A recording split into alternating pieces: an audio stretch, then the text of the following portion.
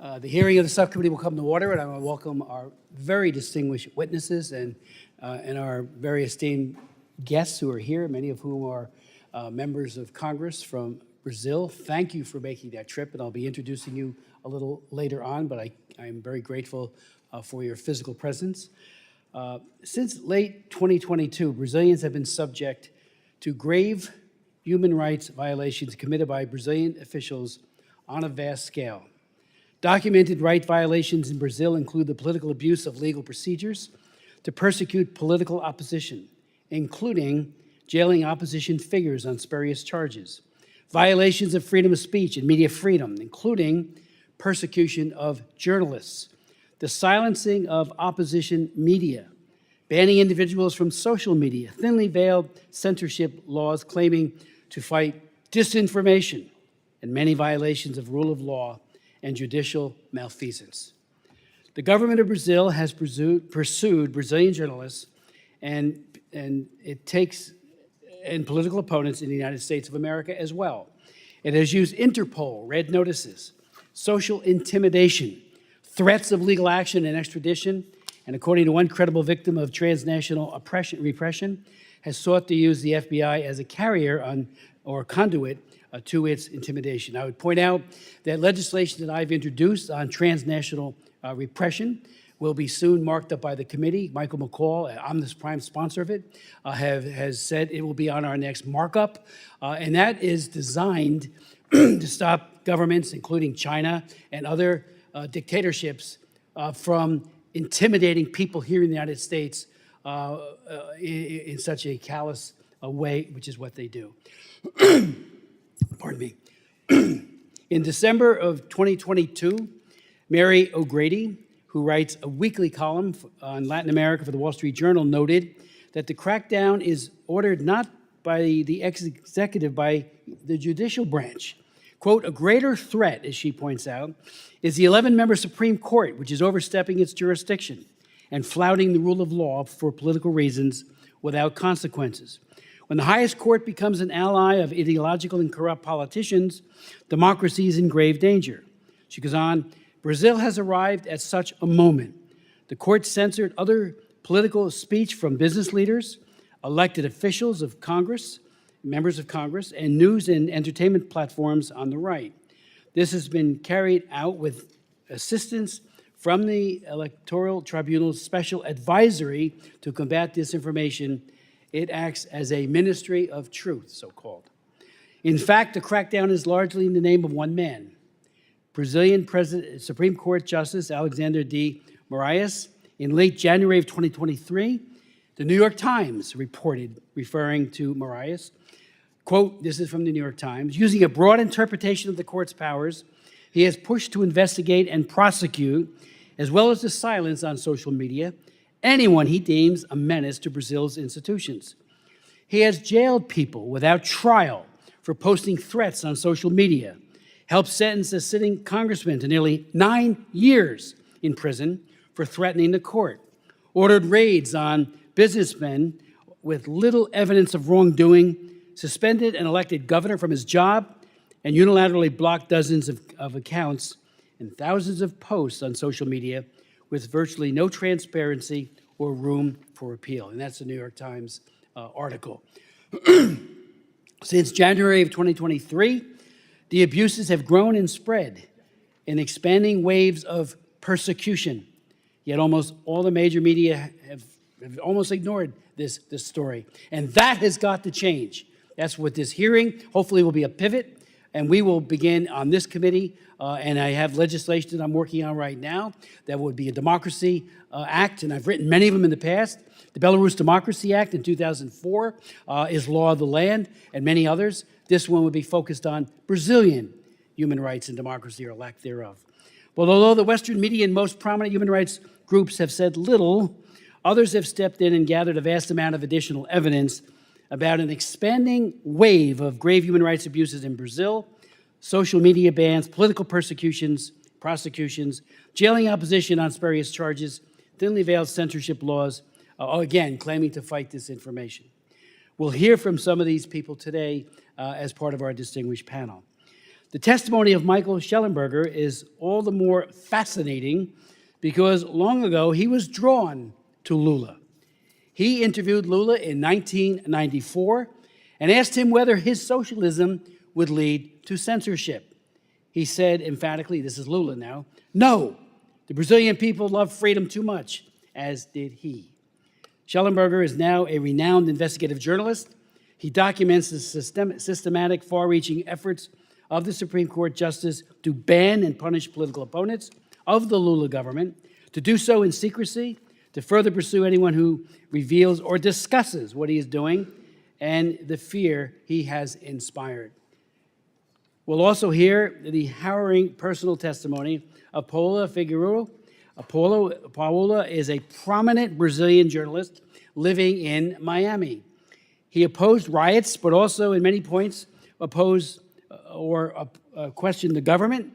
The Brazilian government blocked him from all social media platforms, including YouTube and Twitter, froze his assets, and subjected him to exorbitant fees.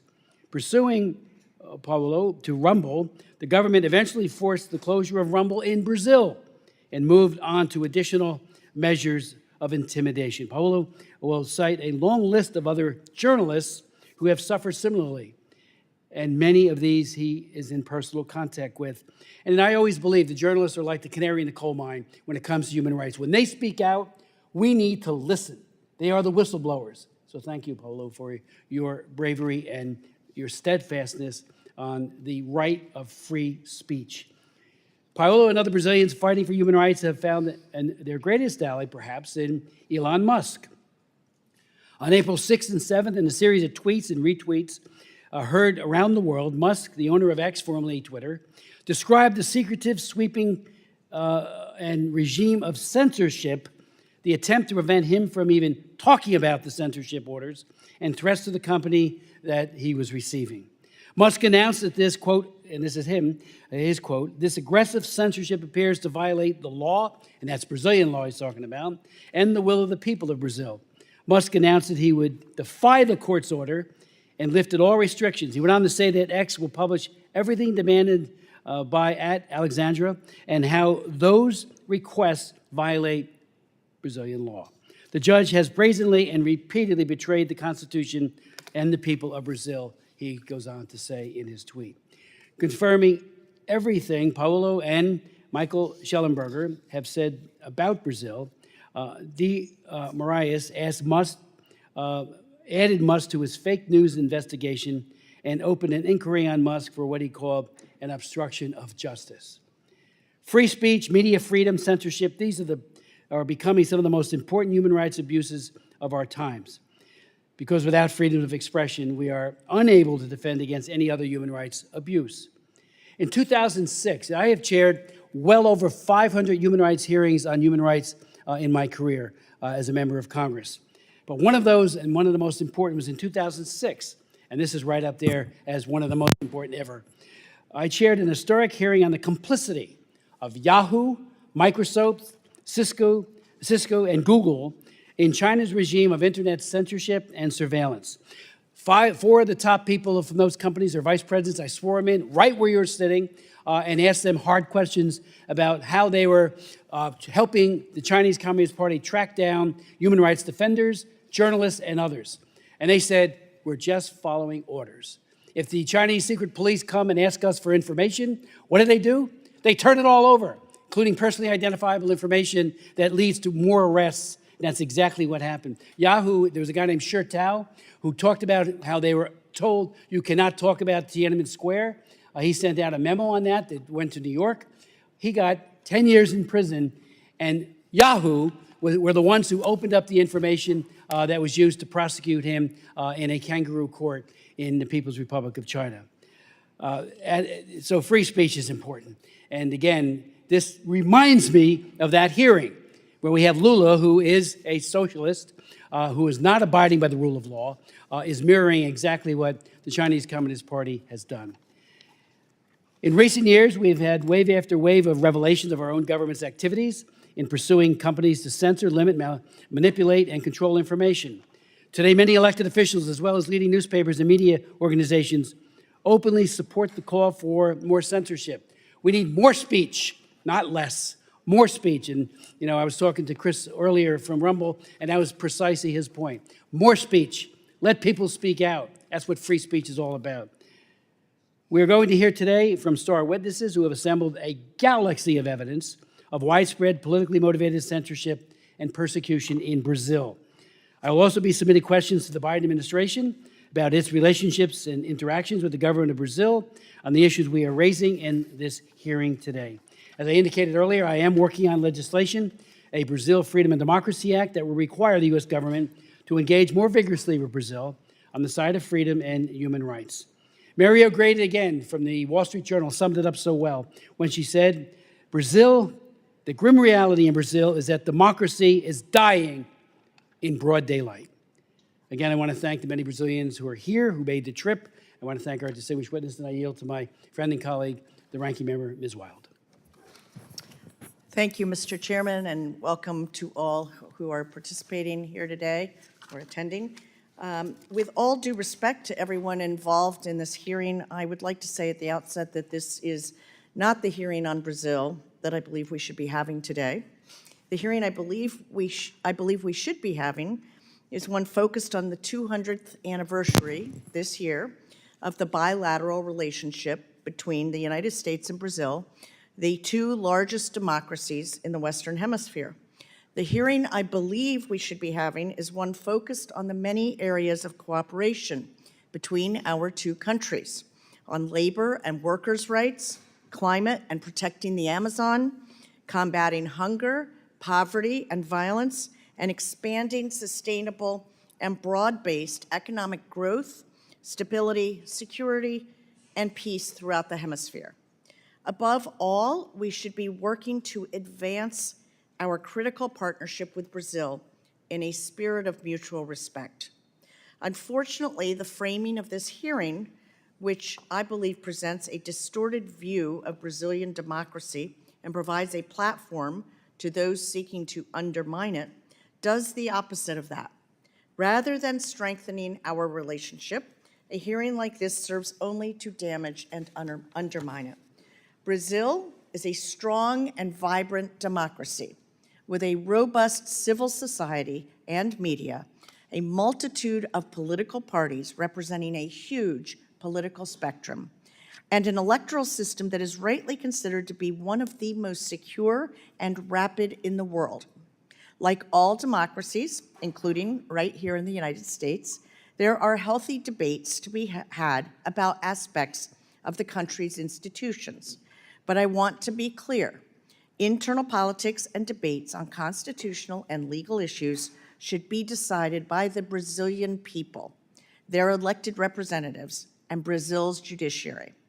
The United States Congress is not the forum for it. We can and should continue to find areas for cooperation and mutual advancement, but we should not and cannot act as if we somehow have a mandate to weigh in on the internal mechanisms of Brazil's institutions. Democracies are different, each informed by their own history. Brazil's 1988 constitution was shaped by a military dictatorship that usurped power through a military coup and brutally ruled the country from 1964 to 1985. Many of the people who lived through these horrific years still remember state-led extrajudicial killings, disappearances, and torture. Brazil's democracy responded by providing courts with the mandate to protect its hard-won democracy and prevent authoritarianism from taking root again. What we will hear today from some witnesses is an attempt to undermine Brazil's judicial process. Former President Bolsonaro's conduct in office, his praise for the military dictatorship, his calls for violence against his political opponents, his refusal to acknowledge his 2022 election loss, his attempt to engineer a coup, and his incitement of the January 8th attacks triggered laws in place designed to serve as a check on executive power resulting from the coup in 1964. Brazilian law enforcement and judiciary have refused to stand by idly in response to the most serious threat to Brazil's democracy since the military dictatorship. They have responded robustly, according to their constitution and their legal system, which again have key differences with ours in the United States. Brazil, like France, Germany, and other Western European countries whose democratic credentials would likely not be questioned by anyone in this room, has a different conception of freedom of speech than we have here in the United States. Brazil's approach to freedom of speech, while broad, includes guardrails informed by this recent history. The title of today's hearing is Brazil, a Crisis of Democracy, Freedom, and Rule of Law. Mr. Chairman, respectfully, I would ask, where was the hearing about Brazilian democracy when we learned about then-President Bolsonaro's efforts to foment a military coup? Where was the hearing after supporters of former President Bolsonaro led a coordinated attempt to overthrow the country's democracy on January 8th, 2023? This brings us to January 8th and the parallels between January 6, 2021 and January 8, 2023. Put simply, the January 8th attack, conducted in the manner it was clearly inspired by the January 6th attack. I believe we need more investigation of the connections between the two events and the role that individuals in the United States may have played in the coup attempt, including far-right public figures who used their platforms to, at a minimum, express support for a coup. This is another essential question I would have liked to see reflected in the framing of this hearing. How precisely did 2020 U.S. election deniers and the January 6th attack here in the United States enable the attempt to reject the results of the 2022 election in Brazil and to attempt a coup on January 8th? And how can members of Congress in both countries work together to strengthen our democracies in the face of these threats? I have with me today a copy of the report issued by Brazil's Parliamentary Inquiry Commission on the January 8th attacks. It contains critical findings.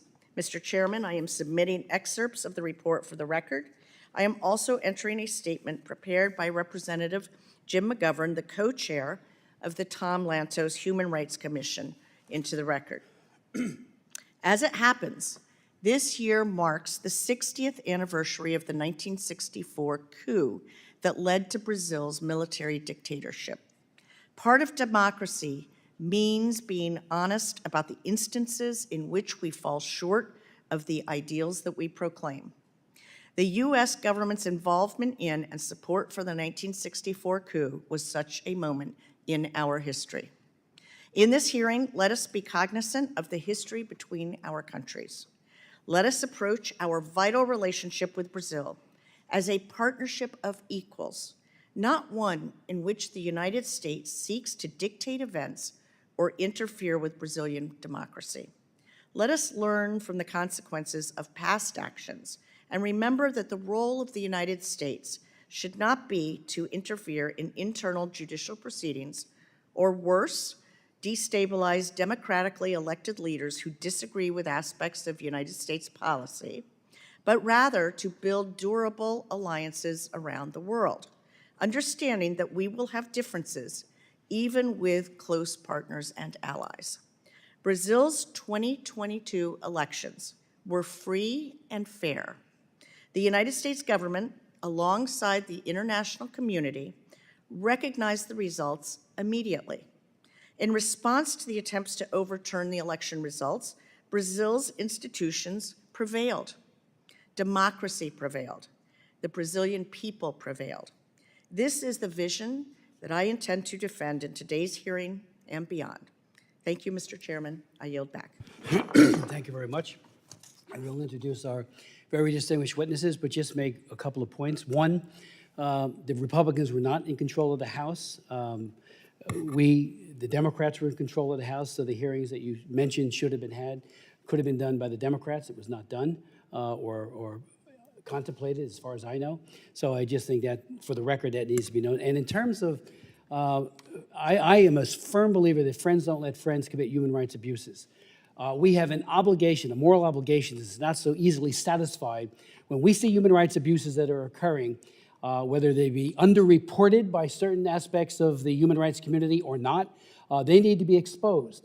And this violation of religious free speech is very profound. It is getting worse, and I think we have a moral obligation. I'll just also one other thing. I was engaged in the effort to bring David Goldman's son, Sean Goldman, back from Brazil when Lula was the president before. We tried very hard to get hearings. We finally had one. I got a resolution passed on the floor of the House, and in complete violation of the Hague Convention on Parental Abduction, because they are signatories to it, Lulu and his government refused to abide by that international set of principles established by the United Nations. We're part of that Hague Convention, as is Brazil, and it took the threat of taking away GSP, Generalized Systems of Preferences, in order to get the Brazilian government to say, you better let this little boy leave and be joined with his father. So I learned the hard way. I went to Brazil twice during that ordeal. And again, Lula was of no help. He was on the other side of that situation. And that is a human rights issue of the highest level. So now we're talking about free speech, and then we're talking about in terms of right now, it's being violated, I believe, with impunity. And we need to speak out. We need to speak with one voice, because friends don't let friends commit human rights abuses. I'd like to now introduce Chris Pavlovski, who is the founder and chief executive officer of Rumble. As a three-time successful entrepreneur, Mr. Pavlovski has founded Cosmic Development in 2011, a global IT business employing 150 employees with offices in Europe and North America.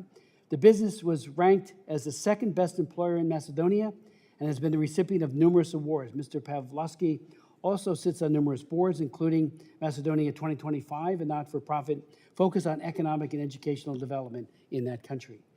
Michael Shellenberger is founder, president of Environmental Progress, and CBR chair of Politics, Censorship, and Free Speech at the University of Austin. He is also a leading investigative journalist who has broken major stories on crime and drug policy, homelessness, Amazon deforestation, rising climate resilience, growing eco-anxiety, the U.S. government's role in the fracking revolution and climate change, and California fires. He has testified to Congress at many hearings, including in recent years on AI and censorship, on big tech censorship, and on the censorship industrial complex, as he puts it. Paulo Figueiredo, I always have a little problem with that, is an investigative journalist. As a journalist, Paulo stands out as one of the most well-known figures in Brazilian journalism media. When he appeared on JP News Network, his show was an absolute leader in audience ratings for various television programs. On his social media account and YouTube channel, he has millions of subscribers seeking a perspective absent from the legacy media. He currently hosts his own show, which leads the audience ratings in its time slot on the internet. In 2022, the Supreme Court of Brazil blocked all of his social media accounts in Brazil, froze all of his financial assets, and canceled his passport without any formal communication or accusation. Fabio de Sa Silva is Associate Professor of International Studies and Wick Carey Professor of Brazilian Studies at the University of Oklahoma, and the affiliated fellow at Harvard Law School Center on the Legal Profession. In Brazil, he served in the Ministry of Justice and the Institute for Applied Economic Research, and consulted for UNDP, UNESCO, and International Bar Association's Human Rights Institute. Fabio is the author of high-impact studies of law, lawyers, and democracy. He's frequently sought after by the media to comment on Brazilian affairs. Chris, the floor is yours. Chairman Smith, Ranking Member Wild, and members of the subcommittee, thank you for the opportunity to come before you today to discuss the importance of protecting the freedoms of speech and expression. My name is Chris Pavlovski. I'm a native of Toronto, Canada, and the chairman and CEO of Rumble. When I founded Rumble in 2013, incumbent platforms had become beholden to large creators, brands, and large corporations.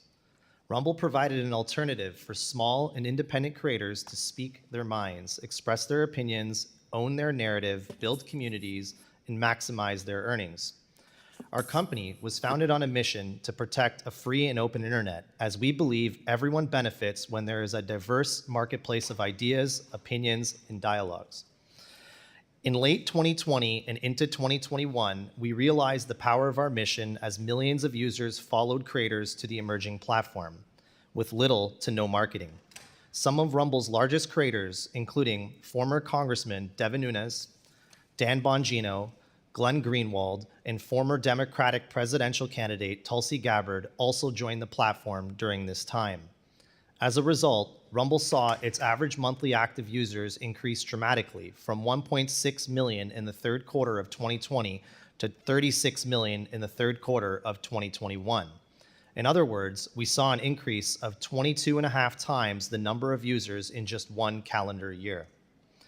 In September of 2022, Rumble successfully went public, relocating our headquarters to the United States and trading on the NASDAQ under the ticker symbol RUM, R-U-M. We've expanded our video content into new verticals like sports, lifestyle, hip-hop, and video gaming. Beyond the video sharing platform, Rumble now offers the Rumble Advertising Center, Rumble Studio live streaming software, and the Rumble Cloud. Freedom of speech and freedom of expression are the cornerstones of a democratic society. I know that's not a foreign idea to the members on this subcommittee who have witnessed these rights used to protest tyrannical governments around the world and inequalities here in the United States. Freedom of expression is so important that not only is it the First Amendment to the United States Constitution, but it is also Article 19 in the United Nations Universal Declaration of Human Rights. Without these freedoms, we may have never learned the stories of Frederick Douglass during the abolition movement in the 1830s, or witnessed the civil rights movement of the 1960s, the women's rights movements of the 1970s, or the Arab Spring in the early 2010s. It is extremely troubling to me that in 2024, I have to come before the US Congress to testify that these fundamental rights are being threatened. For years, we saw platforms shadow ban ideas they did not agree with. It was subtle suppression of ideas and opinions that did not fit the norm as dictated by algorithms. Today, the censorship we see is much more overt. Governments are acting in ways we only imagined happening 50 to 60 years ago, openly asking platforms to censor and take down disfavored content. They are back in the business of thinking they know what's best, dictating and controlling conversations and stripping the human right to speak and share freely. These are not theoretical fears. These things are happening, and I know this personally as the CEO of a platform that receives demands from governments around the world. One of the first instances of government censorship we experienced did not come as a surprise, as it came from communist China. Communist governments often crack down on a variety of freedoms, including freedom of expression. However, we were surprised in 2022 when we received a request from the French government to block certain news sources. People can certainly question the trustworthiness of news sources, but it should not be any government's job to selectively eliminate access to information. Rather than comply with the French government's request, we simply disabled the access to the platform in France and challenged the legality of this demand.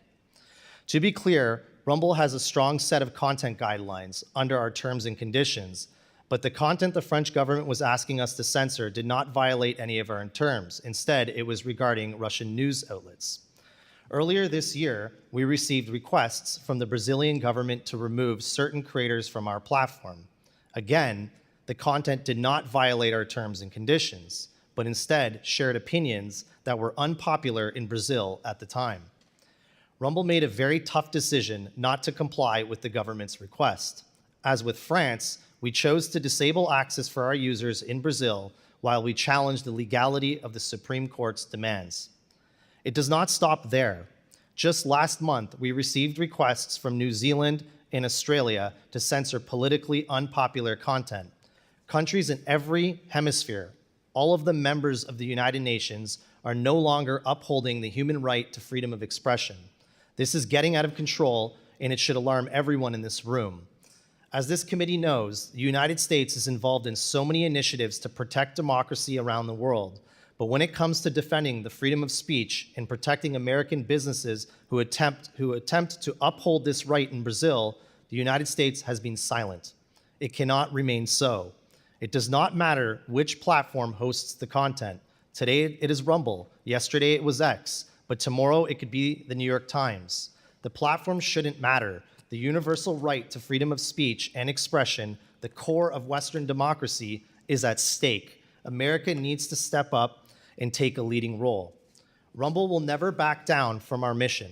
We are the tip of the spear in this fight, and we relish that. We urge everyone, especially the US State Department, to join us. I'll close with one final thought. Every totalitarian regime that has crushed the rights of individuals has sought to control what people can say and hear. It's never the good guys doing the censoring. If the United States won't stand up for freedom of speech, who will?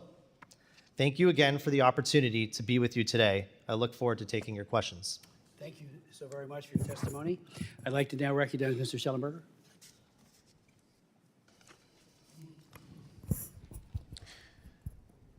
Chairman Smith and Ranking Member Wild, thank you very much for inviting my testimony.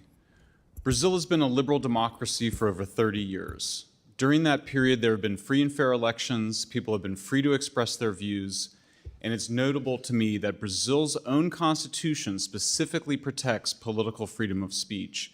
Quote, any and all censorship of a political, ideological, and artistic nature, reads Chapter 5, Article 220, Paragraph 2 of the Brazilian Constitution, is prohibited. Today, Brazil is no longer a liberal democracy. It is an illiberal one, where people, including former Workers' Party members and prominent legal scholars, say they fear speaking their minds, including about the illiberalism of their country, for fear of punishment. And for simply exposing this fact, I now find myself under criminal investigation by Brazil's federal police and attorney general. The evidence suggests that the federal Supreme Court, the STF, and the Superior Electoral Court, the TSE, which are under the heavy influence of a single justice named Alexandre de Moraes, are directly interfering in elections by demanding the deplatforming of independent journalists and politicians on every major social media platform. Jay Moraes is not simply demanding that social media platforms censor specific content by controversial journalists and politicians.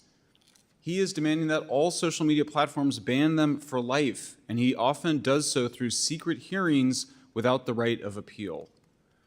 It is important to stress this point. One cannot be a politician or an independent journalist in the age of the internet if you cannot communicate on social media.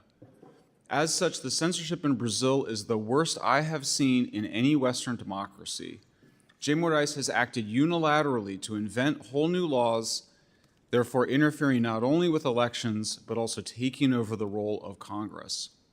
My involvement began on April 3rd, 2024, when I published the Twitter Files Brazil.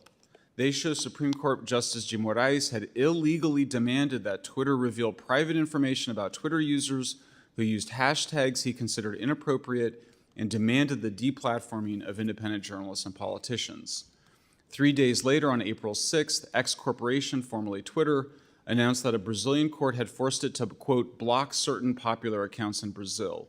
1 hour later, X's owner Elon Musk announced that X would defy the court's order and lift all restrictions.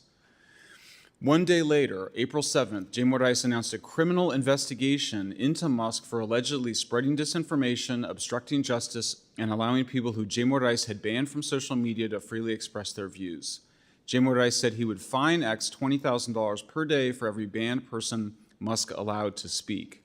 On April 15th, X's top attorney in Brazil resigned his post, fearing for his safety. On April 18th and April 19th, Brazil's federal police published 2 reports that suggested that I was under criminal investigation for publishing the Twitter Files Brazil. The reports claimed that the people whom Jay Moraes had demanded be censored had gained limited access to communicate on X, particularly through X's Spaces, which allows for live conversation. This is yet more evidence that Jay Moraes is obsessed with silencing his enemies. It was not enough for X to have blocked their profiles within Brazil. Jay Moraes also does not want those individuals to be able to use their voices. The federal police reports that singled me out suggested that it was somehow suspicious that I only have one paid subscription on X, which is to Elon Musk. But there's nothing suspicious about this. I am paying Musk, not the other way around.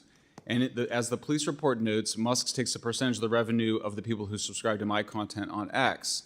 I will note, in a moment of irony and some levity, that this police report reproduced the banner from my profile page on X, which reads, "Defund the Thought Police." I took a small amount of pleasure in knowing that the Thought Police were reproducing a slogan against their mission. 3 days later, Brazil's Attorney General, Jorge Messias, urged the Supreme Court to pursue criminal prosecution, unquote, and investigation to, quote, identify and punish the possible culprits. His report named me specifically.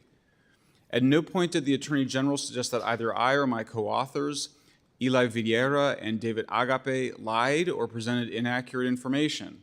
Rather, the Attorney General's 6-page memo released publicly claims that I released, quote, excerpts of content from confidential judicial decisions in an attempt to destabilize the democratic state.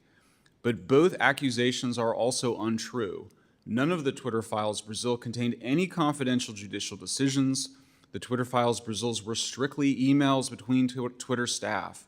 There's not a single instance where we published confidential judicial decisions. But even if we had, the Brazilian Constitution reads, quote, the law may only restrict the publicity of procedural acts when the defense of privacy or social interests so require, Article 5. And in this case, it was imperative that we publish the Twitter files precisely to protect the Brazilian public's right to privacy, freedom of speech, and democracy. What's more, this attack on me is highly selective. Brazilian news media have reported on confidential judicial decisions for years and not been subjected to such outrageous criminal investigation as the one I am under. Finally, there is no law in Brazil attempting to, quote, attempting to prohibit, quote, the destabilization of the democratic state through nonviolent means. The law only prohibits violent attacks on democracy. As such, the Attorney General abuses his power and acts as a lawmaker, usurping Brazil's Congress. And just imagine for a moment if Brazil criminalized something as vague as destabilizing the democratic state. Such a law would allow President Lula to lock up nonviolent protesters, journalists, and his political rivals. While in Brazil, I interviewed dozens of Brazilians, including professors, journalists, and respected lawyers. The vast majority told me they were shocked by what is happening and that they are too afraid to speak their minds about it publicly. We are at a very dangerous moment. Brazil's democracy is at risk despite its strong constitutional protections. Thank you for my testimony. Thank you for asking for my testimony. Thank you so very much. I'd like to now ask Paulo if he would make his presentation. Mr. Chairman, Ranking Member Wild, and distinguished members of the House, my name is Paulo Figueiredo, and I am the living, breathing proof of human rights violations in Brazil. For doing the work of a good journalist, I am censored in all social media. I have my assets frozen and my Brazilian passport canceled, all without due process. I come from a family with a long legacy of fighting tyranny. My great-grandfather, General Euclides Figueiredo, led a revolution against Brazil's most brutal dictator, Getúlio Vargas. For that, he spent years in a dungeon. His son, my grandfather, João Figueiredo, became Brazil's 30th president in 1979, tasked with ending the 15-year-long military regime. As president, he granted amnesty, held free elections, allowed multiple political parties, and by the end of his term, peacefully handed power back to civilians, restoring full democracy in Brazil. I never imagined this legacy of fighting for individual freedoms would span generations and fall upon me as well. Until the end of 2022, year of Brazil's latest presidential election, I was a political commentator on JP News, a TV network often compared to US Fox News. The primetime show I was in had been voted the best in the country and had more viewers than the next two networks combined, including the local CNN. I had over 5 million followers across all social media with higher engagement than virtually any other journalist in Brazil. By any account, I was one of the most influential journalists in the country, until I started being targeted by a series of decisions from the highest court in the land. In December 2022, I had all my social media accounts blocked for Brazilians. Later, I learned that the order would extend to freezing my financial assets, suspending the confidentiality of my financial transactions, threatening exorbitant fines every time I said something that displeased Justice Alexandre de Moraes, and even canceling my Brazilian passport. I disappeared from my entire audience. This is the modern equivalent of being sent to a dungeon, as was my great-grandfather. In January 2024, following Lula's inauguration and the January 8th riots, Brazil's Department of Justice opened a case against JP News, accusing the channel of fomenting the revolt. Demonetized by YouTube, faced with new criminal case and threat of losing its public concession, JP News gave in and laid off all its conservative commentators and adopted a more Moraes-friendly editorial stance. I was unemployed with all my assets frozen and my work tools blocked. Rumble and Locals promised to always stand for freedom of expression, so I joined, quickly becoming one of the biggest content creators on both, with 120,000 subscribers on Rumble and nearly 60,000 subscribers and 2,000 paid subscribers on Locals. However, in December 2023, pressured by absurd orders issued by Moraes, with me being one of the main targets, I believe, both platforms closed access to all Brazilians. The financial loss has been unbearable. On February 8, 2024, Brazilian newspapers reported a new offensive against me.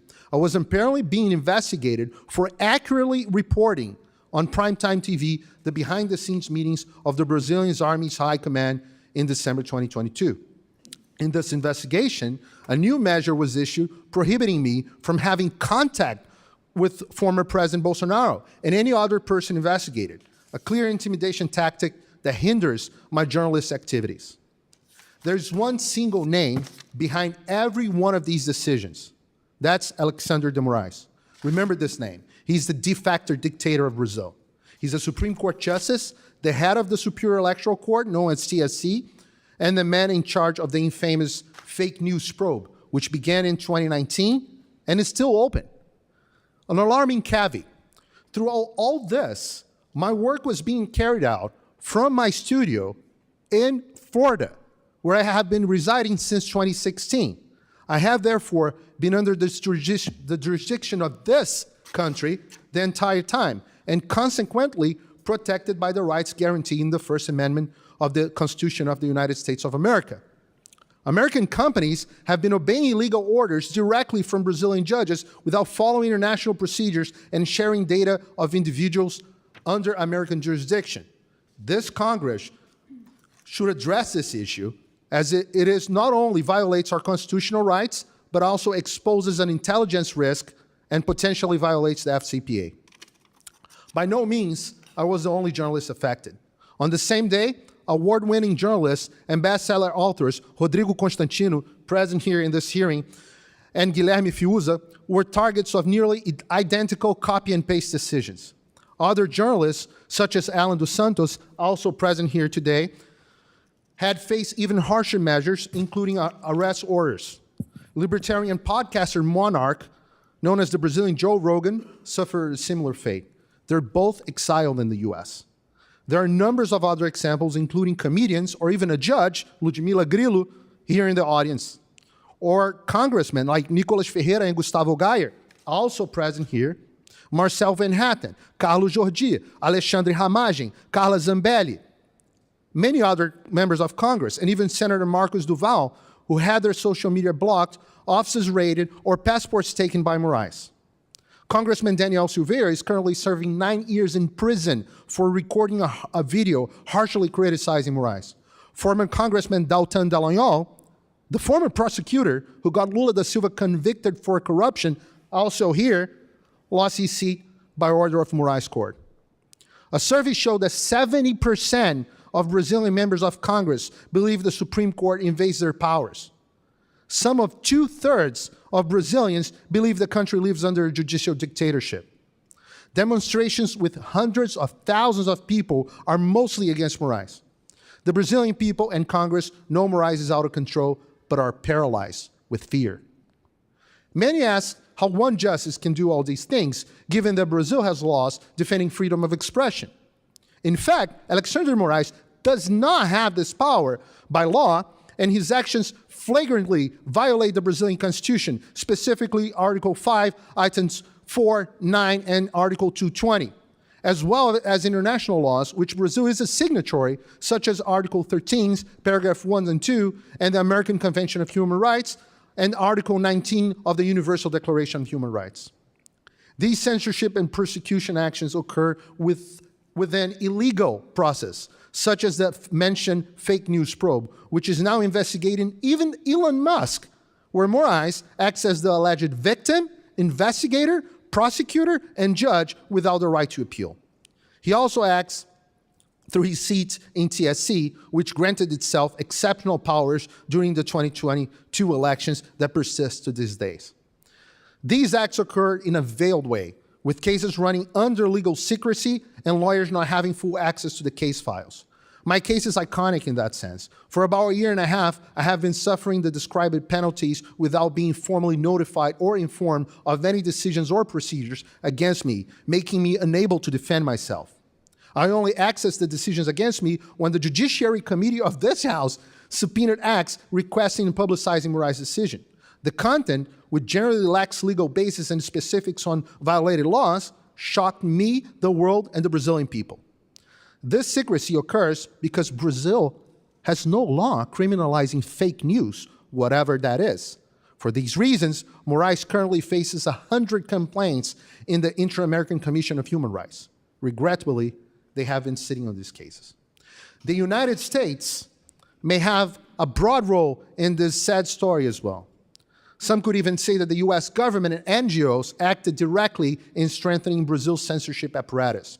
First, the US government may have assisted the Brazilian TSC in developing strategies to quote-unquote combat disinformation and strengthen censorship practice, with FBI agents and US Department of Justice officials participating in TSC council meetings, with the participation as well of the Brazilian intelligence agency, ABIN.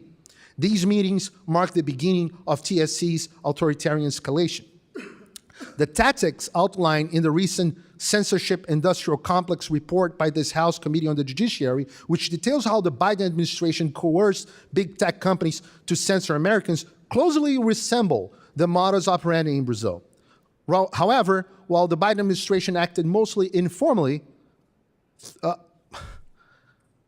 Moraes issued judicial orders throughout Brazil's highest court, threatening fines or complete disconnection from Brazil if big tech challenged them, as happened to Telegram in March 2022. American NGOs, including George Soros' Open Society and the Ford Foundation and the Oak Foundation, funded initiatives that worked closely with Moraes. The Atlantic Council, also funded by Soros, supplied reports and the theoretical foundation crucial to his fake news probe. But perhaps the most frightening influence was a systematic campaign that used all the soft power of American foreign policy as a quote-unquote discreet campaign to defend Brazilian elections, according to a 2023 Financial Times article. This involved covert actions by high-ranking U.S. officials, such as the CIA director, the Secretary of Defense, and Biden's national security advisor, who threatened public officials, military leaders, and Brazilian politicians with sanctions to ensure Moraes was not challenged. It's puzzling why the U.S., historically a promoter of freedom and democracy, would use its top officials to support censorship and aid in the ascent of a president aligned with China, Russia, Hamas, Cuba, Venezuela, drug cartels, and opposed to American interests globally, even undermining the dollar as the world's reserve currency. CIA Director William Burns and other Biden administration key agents continue to meet with officials from the Lula da Silva government and TSC in Brazil, focusing on quote-unquote combating disinformation, which we know now is a code word for censorship of unpleasant speech. Additionally, a Brazilian congressional delegation supportive of Lula da Silva regime, including a congresswoman from the Communist Party, visited Washington, D.C. last week to meet with members of the Democratic Party and OAS representatives. Mr. Chairman, you are well aware of the immense challenges you had to overcome in order for this hearing to happen. Why? In Brazil, ultimately, it will be up to the Brazilian people to solve their own problems. But it's important that the United States of America once again become a force for freedom and no longer for censorship. The United States Congress has enormous powers in this direction, and I urge you to use them. First, ensure that Moraes Lula regime stops operating in the shadow. As the Bible says in John 8:32, then you'll know the truth, and truth shall set you free. Brazil needs to be the subject of more frequent hearings, and Congress must continue to use its powers to bring light to the facts. Congressmen, visit Brazil. I speak on behalf of the Brazilian congressmen here that you are welcome in our parliament, and your presence will bring greater visibility to what has been happening.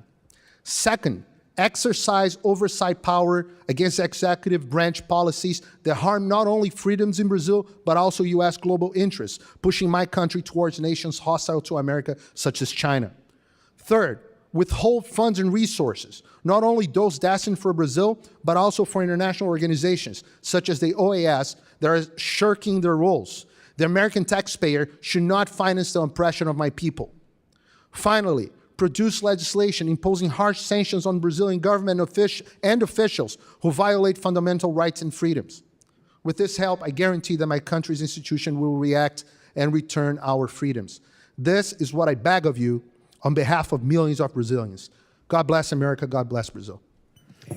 Paulo, thank you very much for your testimony and for your recommendations. I'd like to now recognize Fabio. Mr. Chairman, Ranking Member Wild, members of this subcommittee, thank you for this invitation and the honor to testify before you. Thoughts and prayers to the southern Brazilians who are going through a massive flood there. You all have my solidarity. On January 8, 2023, thousands invaded and vandalized the headquarters of 3 government branches in Brazil. This didn't happen out of nowhere. It was the result of a long process by which politicians, media influencers, and others, relying heavily on social media platforms, worked to discredit Brazilian institutions and spread 2 big lies. One, that the Brazilian elections had been defrauded and Lula da Silva, inaugurated a few days before, was illegitimate. Another, that given tensions in society and between government branches, the military had constitutional authority to take over. This was not the first violent action of Brazilian political factions unwilling to accept the results of the 2022 elections. In December, a few weeks after the votes had been counted and Lula was declared president, riots took place in the country, which included an attempt to bomb the Brasilia airport on Christmas Eve. The Supreme Court has been a special target of these extremists since 2020, when it ruled that the COVID policies that former President Bolsonaro planned to adopt were unconstitutional. "I've had enough," shouted Bolsonaro. He actually shouted, "Acabou, porra," which in respect to the subcommittee, I'm not going to translate. Thereafter, Bolsonaro stood up against judges and even said in rallies that he was no longer going to respect court decisions. Others joined this call to confront justices on the streets and on social media. One of their mantras has been that the people are supreme. And in my written testimony, I provide with some pictures of demonstrations where this slogan features prominently. In this vision, courts must bow to what the people want. This is anything but a rule of law system, Mr. Chairman. It's actually a textbook definition of rule of man. As for the judiciary, it had to defend itself almost on its own. The chief federal prosecutor appointed by Bolsonaro and with the authority to investigate high officials was refusing to do his job, as demonstrated in studies. Congress, under new leadership, was becoming ever more complacent with Brazil's authoritarian leader. One of the few resources available to justice was to initiate investigations themselves, which in 2019, interpreting Article 43 of the court's bylaw, they understood they had the power to do. Some of these investigations are still underway, and they have produced substantial evidence that there was a plan to stage a coup, including through depositions by the former Bolsonaro's aide-de-camp Mauro Cid and the former Air Force commander Carlos Batista Jr. The issues discussed in this hearing stem from this painful and complex context. Some question the decisions made by the Brazilian judiciary in those investigations, as well as in its capacity to oversee elections. They do so based on conceptions of freedom of speech that misrepresent Brazilian law and private files released by different sources. In my written testimony, I provide the subcommittee with a more detailed explanation of Brazilian law and why I see claims that Brazilians are living under a censorship regime controlled by a single Supreme Court Justice, Mr. Alexandre de Moraes, as nonsense. I demonstrate, for instance, that Brazilian law fully allows judges to order the removal of social media posts and the suspension of accounts when those violate others' individual rights or the public interest. I also highlight that the authority of the Supreme Court to initiate investigations of online crimes against itself and against its members was recognized even by Bolsonaro's Solicitor General, Mr. André Mendonça, who currently sits on the court appointed by Bolsonaro. But in these initial and oral remarks, I want to make sure that we don't get lost among the trees and miss the forest. Is there a crisis in Brazilian democracy and rule of law? If there is, it's not because judges are trying to do their job, imperfect as they might be, as all other human beings. It's because we got very close to a point where judges would have become insignificant, subjugated by mobs unwilling to play by the rules of the game. And this, Mr. Chairman, Ranking Member Wild, is how democracy dies. Thank you for your attention, and I look forward to your questions. Thank you very much. Let me just ask a few opening questions, and then I might do some follow-up after my colleagues have asked their questions. Again, Mr. Shellenberger, you make a very, very cogent case for how you actually thought Lula was a believer in free speech, and then you have now been disabused by that belief on the record, by the record, including against yourself. You point out that the law governing free speech is very robust, but it's not being followed. My colleague, Ms. Wild, mentioned that they have a different law. Well, how much different is it really from the universally recognized right to freedom of expression articulated by the UN and, of course, enshrined in our US Bill of Rights? I am very concerned that we say they have a different definition becomes an excuse for allowing violations of fundamental free speech.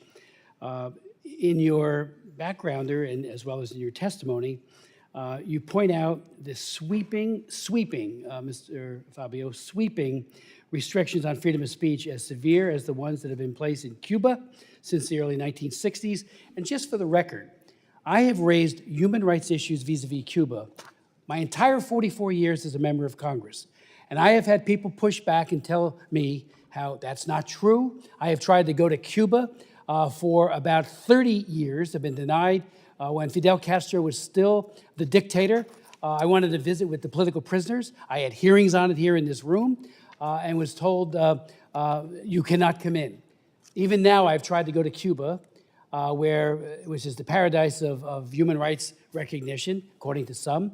I remember we had one clergyman at one of my hearings tell me that his favorite scripture is Matthew 25, where our Lord said, when I was hungry, did you feed me? When I was in prison, did you visit me? So I had a long list of political prisoners, Oscar Bichette, many others, an Afro-Cuban who is an amazing, amazing leader that I had tried to visit with and was told there's no way you're even going to get into Cuba. So I asked this Reverend Walker, who sat right where you're sitting, Michael, you say you visited all these prisoners. Name one political prisoner. He couldn't name a single one because he had not. He was shilling for the Cuban dictatorship, as do so many other people in this town. And to me, that is an outrage, especially since you named the human rights abuse, including human trafficking, child sex trafficking, and all the others. And I wrote the laws on combating human trafficking in this country, as well as around the world. And the idea that we don't speak out against a friend because they are a friend on human rights.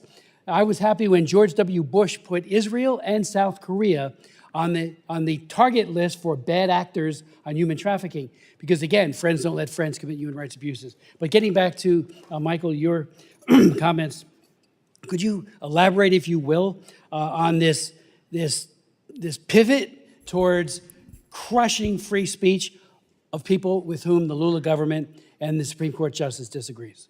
Yeah, thank you, Chairman. Yes, so I had an opportunity to interview the current president of Brazil in 1994. I asked him directly if he intended in his version of socialism for Brazil to engage in the kind of censorship and totalitarianism that we see in Cuba. And he was very adamant that he was not going to do that. And my interview with him, by the way, was not the only time that he had said that he would not pursue that level of censorship. Contrast that to his behavior since taking office. Last year, shortly after taking office, Lula created two agencies, the National Prosecutor's Office for the Defense of Democracy, under the supervision of the Attorney General, and it had this Orwellian-named Department for the Promotion of Freedom of Expression with extraordinary censorship powers. I would also note that in all 50 instances where this Office for the Defense of Democracy demanded censorship in the first two-thirds of 2023, according to Revista Oeste last December, and it's a quote, all related to unfavorable information or criticism of the government, the members of the government who had called former President Dilma Rousseff's impeachment a coup, for example, never underwent any investigation. So the idea that there is somehow some effort to neutrally apply anti-misinformation or anti-disinformation laws is disabused by this particular case. We see so many of the things that they're doing, fake fact-checking websites that create predicates for censorship. We see in October 2022, before the second round of presidential elections, Lula's lawyer created a report claiming that supporters of Lula's opponent had created a disinformation ecosystem, leading the TSE to indict and censor 55 prominent individuals. That we also know that they created something called the Núcleo de Inteligência, a secret police force within the TSE to engage in creating predicates for censorship. So this is beyond anything that I had seen around the world, and we saw some very scary stuff in the United States. This is an extreme form of censorship that is, in my view, approaching what they do in Cuba.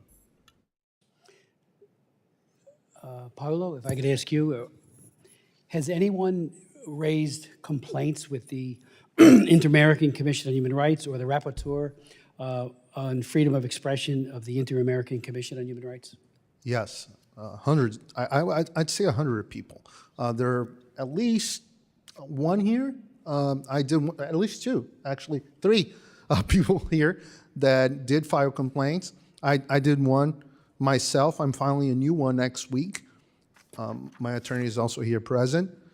And unfortunately, they have been sitting on these cases, and it's a very sad thing to say. Their latest report says nothing about the violations that are ongoing in Brazil. I mean, you could approach it through different ways, saying that some of these violations are not consensual. I think that's a proper way to describe it. But you need to mention it. They forgot to mention everything. And the problem is that they're mostly funded by U.S. So the U.S. is funding an institution that it's clearly not doing its job, and it's not the first time. They haven't been doing their job in a long, long time, or doing a poor job like they did in Peru, or any. I can stay here and talk about other countries as well, but the OAS is, and many of the people that are on the Inter-American Commission of Human Rights are connected to Brazilian Supreme Court justice.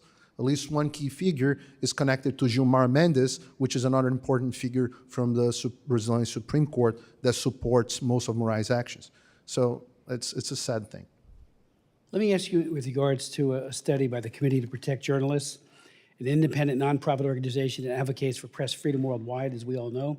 Brazil ranks 10th in the list of countries where murderers of journalists are most likely to escape punishment. It came out in a report just recently released, February 29th. Matter of fact, the headline was, Haiti joins list of countries where killers of journalists most likely to go unpunished.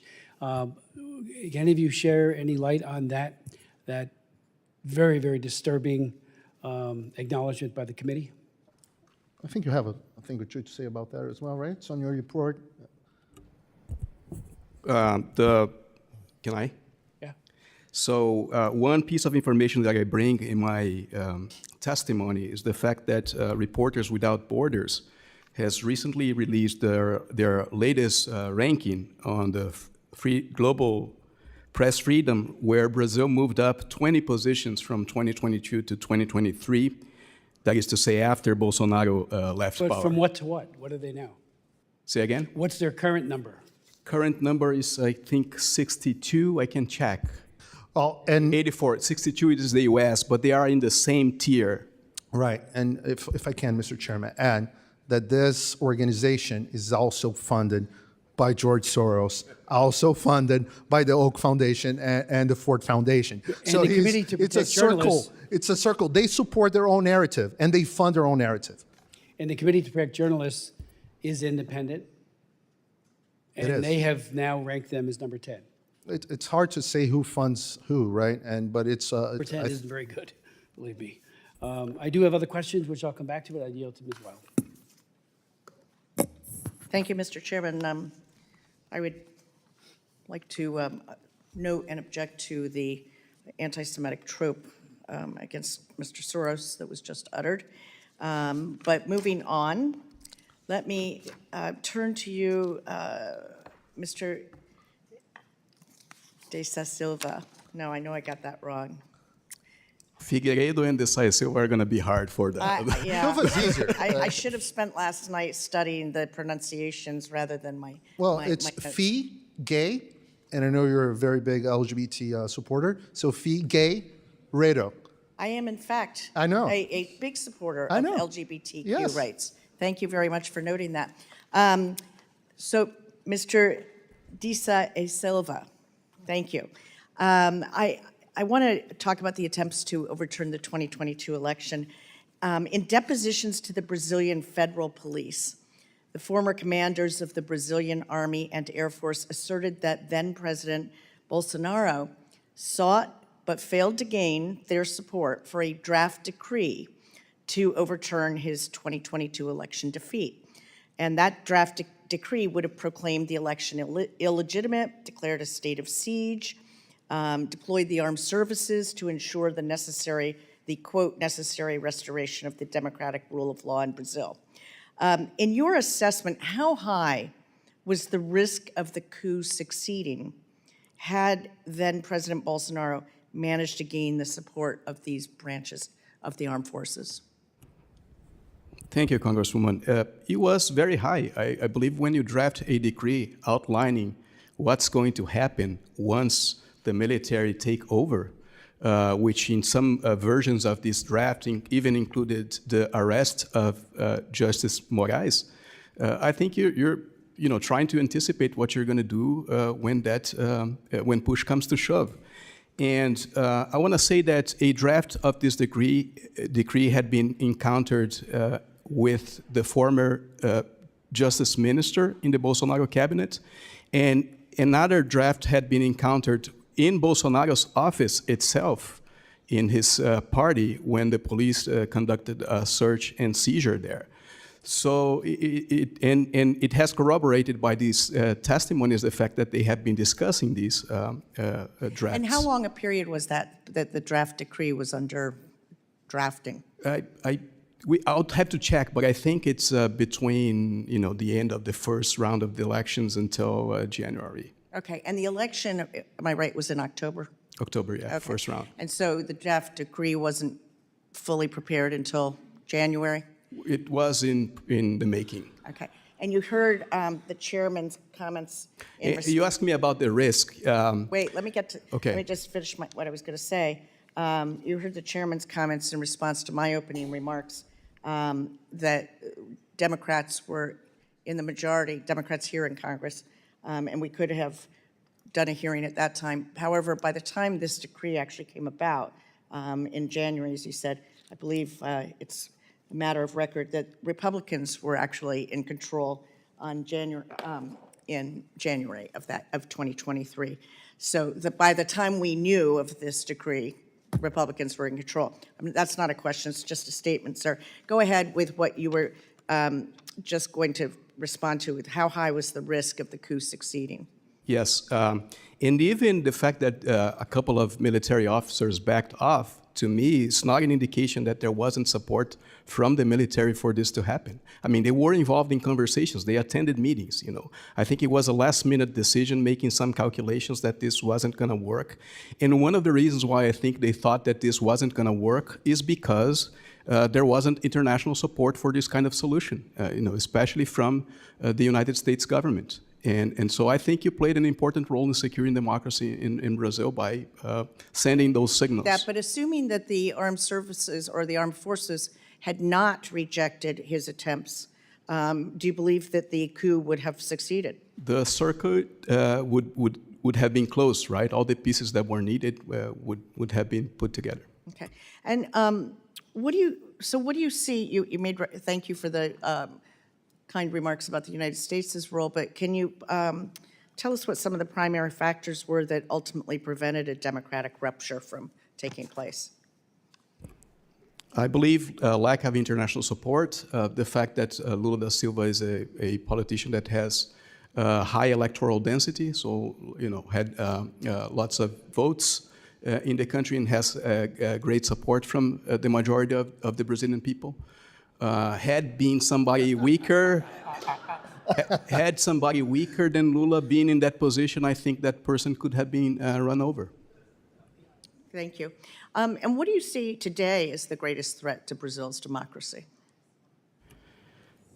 Primarily the persistence of this thinking that the military has a role to play in civilian government, which is one of the components of this whole plot. I mean, the idea was to create chaos and enable an intervention of the military in civilian politics based on this interpretation, very sketchy interpretation of Article 142 of our Constitution.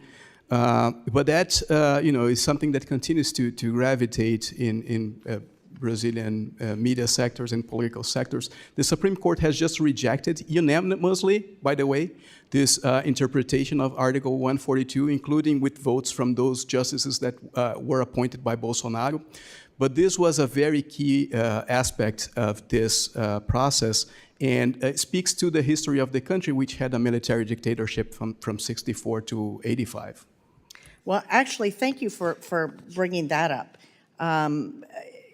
Well, we'll get to that in a minute, but let me just ask you, did President Bolsonaro ever refer to military generals as my generals? Yes, yes, and there was even this video from a ministerial meeting that was also apprehended in this investigation that you make a reference to, where he refers to the fact that the Superior Electoral Court invited the military to oversee the electoral process. And he says, they made a mistake here because I am the commander, the chief supreme commander of the military, as if they were in his hands. Madam Ranking Member, can I add something to that? No, I'll get to you in a little bit. I want to just, actually, I have numerous other areas of questioning, Mr. Chairman, but I'd like to give other people an opportunity to ask some questions, and I'll come back. Chair recognizes the distinguished gentlelady from Florida, chairwoman of the Western Hemisphere Committee. Thank you, Mr. Chairman. Thank you for the invitation. And to the witnesses, thank you for being here and enduring with us. Unfortunately, while I was doing my research, I just came to the conclusion that now Brazil not only has a convicted felon for political corruption as president, Ignacio Lula da Silva, but now has a totalitarian operator as the Chief Justice of the Supreme Court called Alexandre de Moraes. Wow.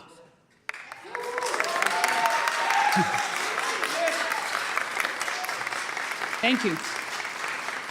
I mean, there's nothing to celebrate. Poor Brazilians, they deserve a lot better. The most important country, saying it, finally. the most important country in the, economically speaking, or the largest economy in the Western Hemisphere, South America, I should say, to be more precise, it deserves better. So, having said this, Elon Musk, the owner of Twitter, has become a target to the highest court because he shoots back. And that's the way you do it in a democracy. Really, we do not know if the Supreme Justice, Mr. de Moraes, is a socialist or he's a useful fool, or he's a useful idiot for the socialists. But we do know that he is curtailing the most fundamental right that any democracy, including the Brazilians, have, which is free speech. And I really do not understand why. So that's why. Thank you very much, Mr. Shellenberger, for being here with us. And I do want you to explain to us, why do you think that Elon Musk and Twitter is in the crosshairs of this gentleman? I think the short answer is that X and Mr. Musk just grew fed up with all the illegitimate, unconstitutional, and illegal requests for censorship. It's such a radical demand. In one case, we know that Jim Moraes was demanding that X deplatform a sitting member of Congress for content that he had posted on different social media platforms. This is completely absurd and outrageous. All of the claims, all of the major claims that the Brazilian government has made against Musk and including against me are disinformation themselves, including the idea that somehow this is a money play by Musk. The first thing that he said was, we're probably going to lose all of our financial business there and we may go bankrupt. Well, a few days later, the Brazilian government halted all advertising on X. You know, in fact, when I was in Brazil, I was still seeing Brazilian So for what you're government telling me, I understand that then the president of the country and the chief justice are in cahoots. Is that what you're telling me? That's what it appears to be the case. Do we have any proof of that? Well, we do know that, yes, we saw media reports while this controversy was going on that Jim Moraes had been meeting with Lula and his advisors and coordinating some sort of a response. But Jim Moraes was there before Lula was elected once again. Yes. So do you know if they had a previous relationship as friends in previous governments? I mean, what is known about his motives? Who does he work for? Well, the latter question is a very interesting question, but we definitely know that they reconciled their relationship once Lula was elected president and came to power. Reconciled, why? They had some arguments before. Disagreement, yes.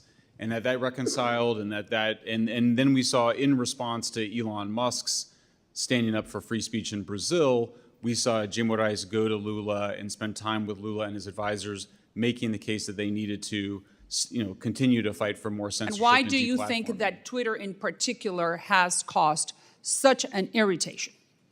I just think it's because Musk has got enough resources to be able to stand up to the Brazilian government. It's not easy and I don't think other platform CEOs besides Rumble and X have shown the courage. I mean, I think we're not naming the names here, but Google, Meta, Facebook, Instagram, these platforms are allowing the censorship to continue. And I commend Elon Musk for doing that. Very good. That's exactly what he needs to do, not only in Brazil, but he needs to create the Brazilian model as an example that someone that has... Yeah. He needs to create an example, not only for Brazil, but for the United States and for the rest of the hemisphere, that you do not mess with free speech. Across the board, it does not matter what you're saying, you have the right to say it as long as it does not bring violence, period. So there are two facts here that I think could shed some light on who Mr. de Moraes is, and these are facts. Number one, he gave the order to take down a post that said that Lula da Silva supports Daniel Ortega, the dictator of Nicaragua. Well, yes, it's true. So why can the Brazilians not know that? So Mr. de Moraes ordered to bring it down. Number two, he gave 1 hour to the company, to Twitter, to take down posts by conservative politicians, or they would be fined $30,000. So 1 hour, what about if you read the email 30 minutes into it? So you only had 30 minutes to take it down, or be fined $30,000. And those two politicians are here, Carla Zambelli and Marcel Van Hatten. Is that true? Yes. If I can step in here, we at Rumble have also received these requests, multiple, 9 in total. Our decision was to immediately leave Brazil upon these requests. and no longer do business in Brazil based on protecting human rights of free speech. These requests. That's exactly what they want you to do. Leave, which is what Musk is not doing. Staying. I would say that actually the best move is for all of us is to protest and turn off the platforms and not comply with their orders. Rumble did not comply with Moraes' orders. And at this point right now, the other platforms are still in compliance with the orders.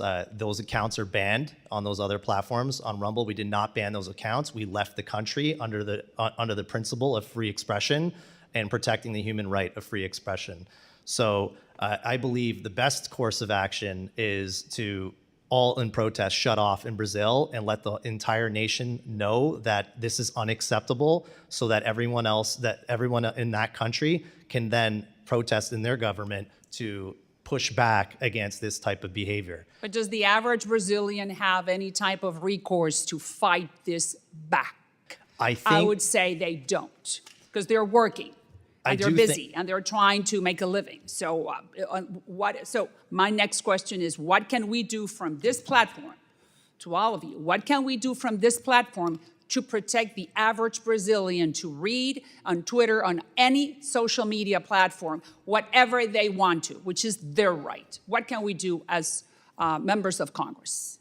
Either one. Well, at the end of my remarks, I offer 4 suggestions. The first one is keep doing what you guys are doing here and then on Committee on the Judiciary, which is shed light to the issues in Brazil. I can say here what people can't in Brazil, and that's why they target me so hardly. The second thing, and you're all welcome, I mean it, to visit Brazil. The mere fact that you go to Brazil and you talk in our house, and I speak on behalf of the Brazilian members of Congress, that we will hold hearings with you if you come to our country, and that itself will shed light. Light is important. I quoted the Bible verse, John 8:32, that you shall know the truth, and truth shall set you free. Right. The second is that you have immense power in oversight the executive branch, and the Biden administration has been a force for censorship. They enabled Moraes, and they have been enabling Moraes since the beginning. Not only them, but deep state agents as well, have FBI agents meeting TSC technicians. But has the Biden administration picked up the phone and reached out to the Chief Justice and explained their disgust for what is happening? I think they support what's happening. They support what's happening. They did. They actually sent the CIA director. They sent Jake Sullivan as well. They sent the Pentagon chiefs to Brazil in order to threaten Brazilian public officials, military leaders, to not challenge Moraes. That's what he's referring when he says, "Well, a coup didn't happen." It's not, no one ever thought of a coup. It's a complete lie. A coup was Biden administration is interfering. They openly interfere. There's a piece of the Financial Times, 2023 piece of the Financial Times, called the discreet campaign of the United States to defend Brazil's election. Defend Brazil's elections meant that we couldn't challenge the serious concerns that we have about our electoral system. I mean, 82% of Brazilians, of the President Bolsonaro's voters, don't believe in the system. What, they should all be silenced? I should ask him. Because 82% of the electorate of Bolsonaro, 37% of the country should be silenced because they have concerns about a public service, because the Supreme Court decided that we cannot criticize an electoral system. These are public officials. The United States has no business in interfering in elections in any other country. Well, we have enough problems with ours. They've done in Brazil. Thank you very much for that information, and I'm sure that Chairman Smith, we will take some action. Thank you for your info. Thanks to you. I yield back. Thank you very much. Ms. Kamerlager-Dove. Thank you, Mr. Chair, and I am so glad to join this hearing as the co-chair of the Brazilian caucus. You know, strengthening democracy should be a top priority of the U.S.-Brazil relationship, which is very long, especially given our country's shared experience with horrific attacks on our democratic institutions that were stoked by defeated, thin-skinned presidents seeking to reject the peaceful transition of power. In the United States, insurrectionists stormed this very Capitol on January 6th in an attempt to overturn the results of the 2020 elections by force, killing people, including members of law enforcement. 2 years later, Jair Bolsonaro and his far-right supporters took inspiration from Trump's election denial playbook and sought to orchestrate a military takeover, bussing in protesters to storm all three branches of Brazil's government on January 8th. These attacks and the disinformation and conspiracy theories that enabled them represent the very real threats to democracy that we should be discussing. I did visit Brazil. I just came back from Brazil. I was actually there when videotape was revealed and shared of then President Bolsonaro hiding out in the Hungarian embassy. So I just returned, my time. I just returned from leading a delegation of Congressional Black Caucus members to Brazil to learn about our shared histories of racial discrimination. And if we want to talk about strengthening democracy, we should be talking about how we can increase the political participation and economic and social inclusion of Afro-Brazilians who have been murdered and marginalized throughout Brazil's history. And let's shine a light on the historic land grabs and religious persecutions that these communities have continued to face. So instead, this hearing is about protecting Brazil's democracy, but really, it's actually an attempt to undermine it by interfering in Brazil's judicial process and giving a platform to the very individuals who spread lies about Brazil's election.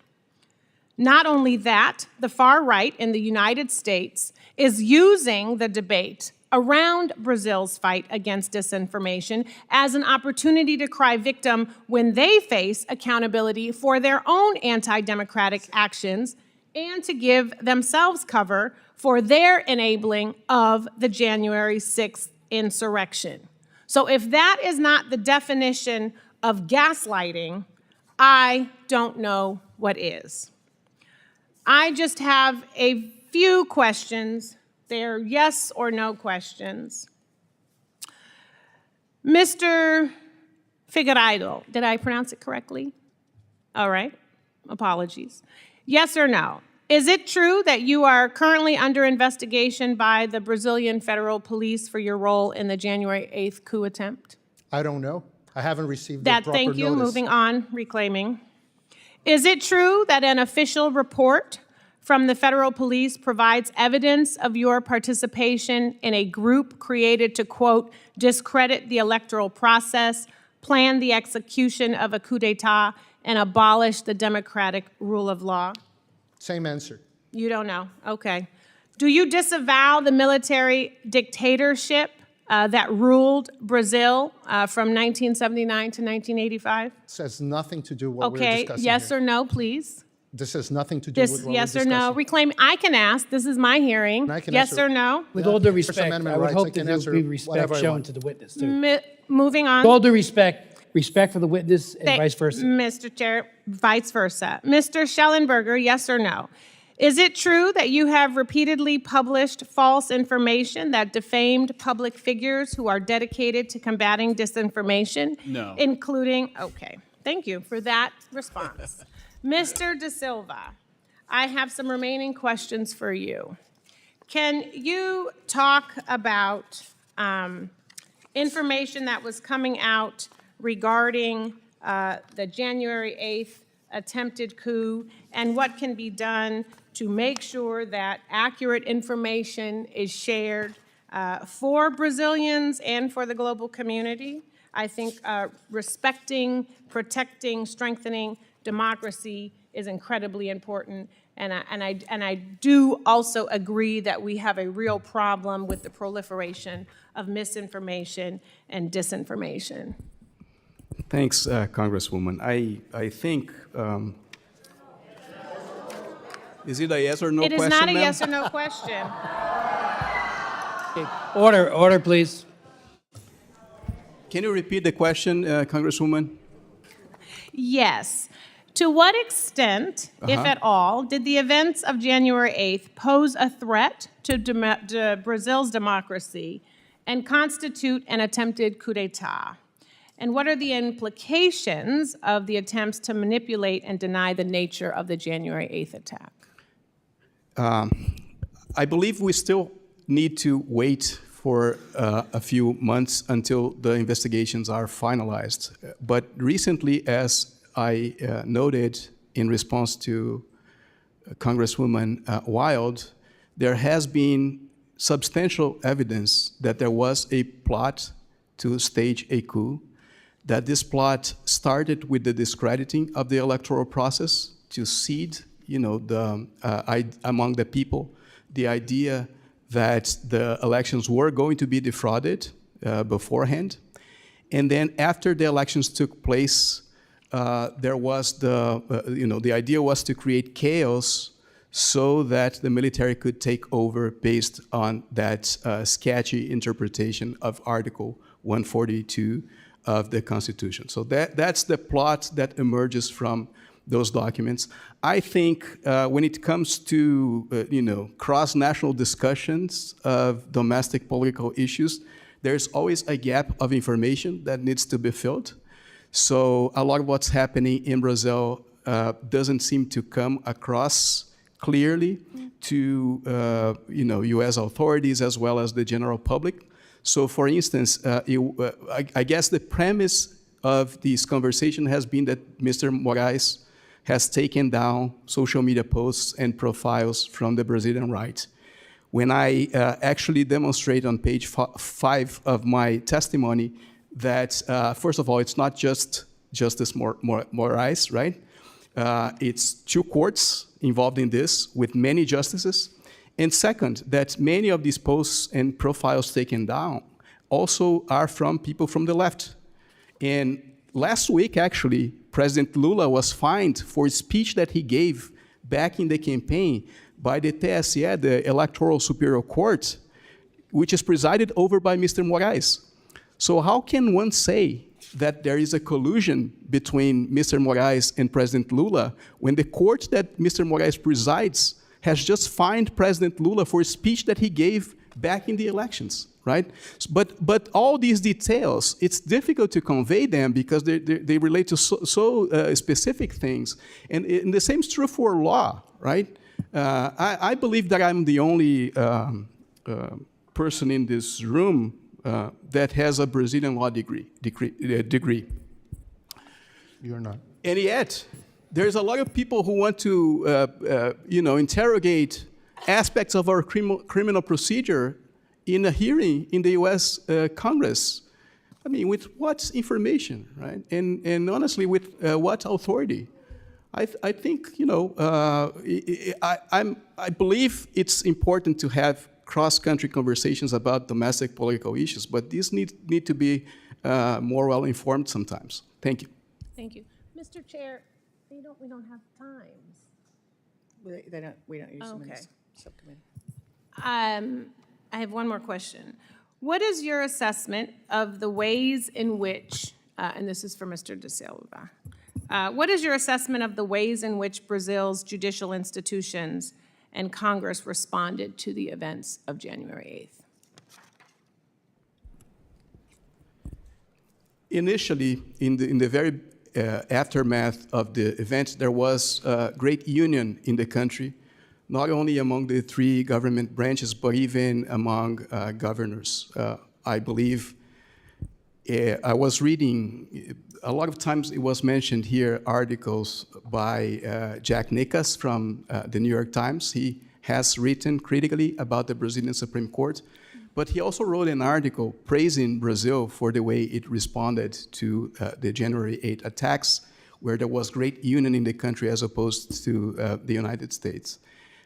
There were investigative proceedings that took place in Congress about this, which produced a very important report that I think needs to go on record. And the Brazilian judiciary is responding through these investigations that we've been mentioning, as well as directly because about 1,000 people were arrested in the buildings, and they are being tried right now as we speak. Some of them are being convicted, for different penalties according to their involvement in the events. I guess about half of them have been given plea deals by which they are not going to even be prosecuted, which to me indicates that the court is trying to sort out who needs to be held really accountable for engaging in violent acts and who had a more ancillary role.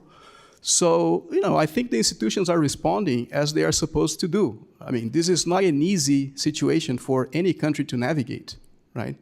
And the Brazilian democracy is very young. It's only about 35 years old. People talk here about censorship and censoring speech of journalists. This is what happened to journalists in the military regime in Brazil. Mr. Herzog was suicided in prisons for trying to critique the regime. There's nothing that's vaguely similar to what happened back then happening right now. Thank you.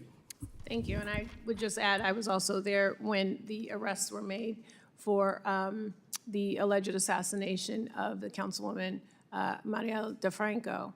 And so as we talk about people being able to speak up and speak out and not be afraid for their lives, I just want to bring her back into this fold. Thank you, Mr. Chair. I have no further questions. Mr. Castro.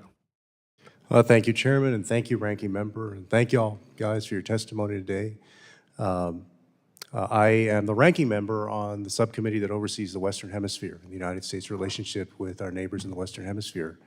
And also as somebody of Mexican descent, very concerned about democracy in the Western Hemisphere. And I think the truth is that over the years, leaders on both the left and the right have abused their people at times. And have abused their countries at times. Unfortunately, I think over the years, the United States inclination was to call people on the left dictators and leaders on the right allies when that happened. We need to apply the same standards to everyone, whether they're on the left or the right, and make sure they don't abuse their people, that they respect democracy, and that that the people get to determine who their leaders are. That should be our only interest. Our interest is not in picking who Brazil elects as their leaders. That's the choice for the Brazilian people. And so, to the extent that y'all have relayed serious concerns about what's going on in Brazil, then we should look at those and we should have conversations with the Brazilians. I think that is fair. But I also want to be clear that these issues didn't start on January 8th of 2023. There were some very deep issues with President Bolsonaro, and I'm sure with presidents, perhaps on both sides before that. And so I wanted to ask you, Mr. De Sa Silva, I'm sorry, I apologize if I mispronounced your name, but what are some of the issues? Because we need some context here, right? The world didn't start in Brazil 2 years ago. So what was going on before that with President Bolsonaro? You mean before President Bolsonaro? Well, during that term, well, here, we have a few minutes. I promise I won't go too long, but look. Oh, I actually teach in it. Go ahead. Yeah, you said that democracy is only 35 years old. Kind of the evolution of that and how we get here. Look, y'all know that in Latin America, there were disappearances in different parts of Latin America. There are families that still don't know what happened to their kids, right? So getting democracy in Latin America right is very important. Respect for human rights is very important. So how do we get to where we are in Brazil? Thank you, Congressman. I actually teach an entire course about Brazil from 1988 to 2018 to my students, and it's very interesting because the first 2/3 of the course, I guide them through a process that was very positive for the country of consolidating democratic institutions, democratic practices, and harvesting the fruits that come from this process. In 1988, we had our Constitution. Next year, we had our first election. We had President Collor, who served for a few years. He had was impeached. There was maybe a hiccup in the process, But after that, Itamar Franco took over as what was, rose as the president. Brazil adopted the Real Plan, which stabilized currency. That was very important. It had a very important effect in reducing poverty and in giving people predictability. Cardoso had 2 terms, and then Lula was elected. It was a beautiful scene to see Cardoso passing the sash to Lula, right? A university professor from São Paulo passing a sash onto a metal worker. This shows that rotation occurs in power.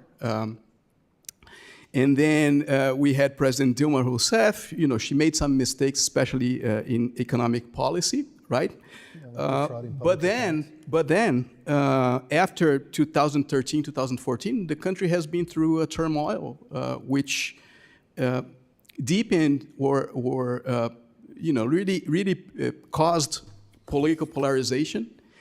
And I believe at this point, the Brazilian history converges somehow with the history of the US and many of the democracies that are under stress right now, because we have all these factors: polarization, extremism, the role of social media in help to spread misinformation, right?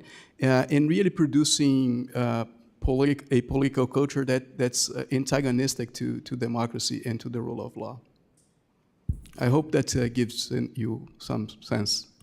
And I wanted to ask y'all, we had in our own country January 6th of 2021, which has been described as an insurrection. I think that it was a kind of attempted coup. In Brazil, you had January 8th, 2023. Where is Brazil in holding people accountable, the people that were directly involved in that attack? There are several key differences. The first one is that you can claim that January 6th was an insurrection. You can claim that, but because President Trump was in power.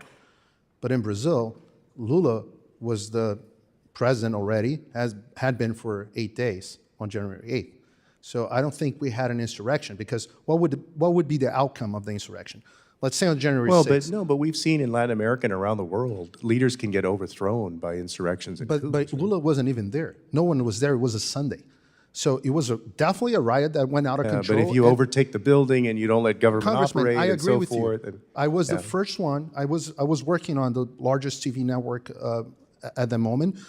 I asked to join in and get on air, and I was the first one on air saying these people were stupid from doing what they were doing, and they should go back home.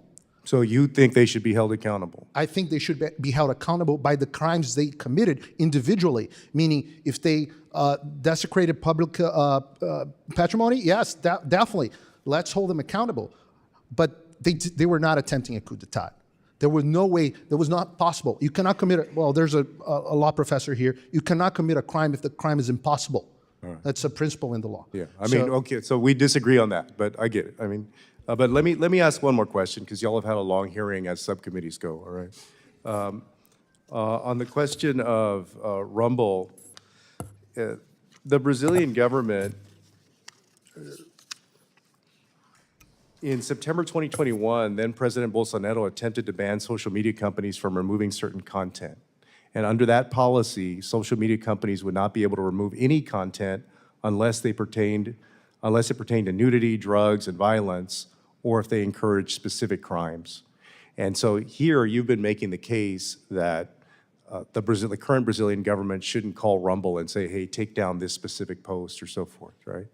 Well, but the reverse of that is, do you believe that a government should be able to make such rules, or do you believe that a private company, private entity like a social media company, should be able to remove content from their platform? In other words, if you go back under Bolsonaro, was President Bolsonaro right to tell social media companies, hey, you can't take anything down except XYZ? With respect to Rumble, Brazil has no jurisdiction on anything on Rumble whatsoever. We do not have employees there. We do not operate there. We're a U.S. company with offices in Canada as well. Brazil has zero jurisdiction to make any sort of claim to remove anybody off of our platform. So your position is that Bolsonaro was wrong and Lula's wrong? My position is that if we don't operate in that nation, they have no jurisdiction whatsoever to ask us to remove anything from our platform. Rumble operates under the laws of the United States, which is the First Amendment, and we believe, and we all believe in this room, that freedom of expression is a human right, which is also Article 19 of the UN Universal Declaration of Human Rights. So when someone asks to remove a political creator or a non-political creator that doesn't violate the terms of service of any platform, I'm fully opposed to that. Well, no, and I just want us to be consistent, right? Because the point that I've made is that under the left and the right, you've had presidents who get heavy-handed, right? And like I said, we should take a look and talk to the Brazilians if they are infringing on different free speech issues. But this has happened repeatedly in different ways with people in different parts of the political spectrum. And we have to be mindful of that as well. I yield back, Chairman. Thank you very much, Mr. Castro, for those comments, because I do believe that this is a pivot point, and I think we need to be making a very clear statement to Lula and to the Supreme Court that it is intolerable to violate freedom of expression, freedom of speech. You know, Lula himself compared the Israelis to it's like when Hitler decided to kill the Jews. I abhor that comment that Lula made. Reuters reported it. But it's a free speech. He has an opportunity to say it. And you know, I don't agree with it, but he has the right to say it. And I would say equally, people who disagree with the Lula government or with the Supreme Court should have an unfettered ability to speak out without facing potential criminal charges, without being deplatformed.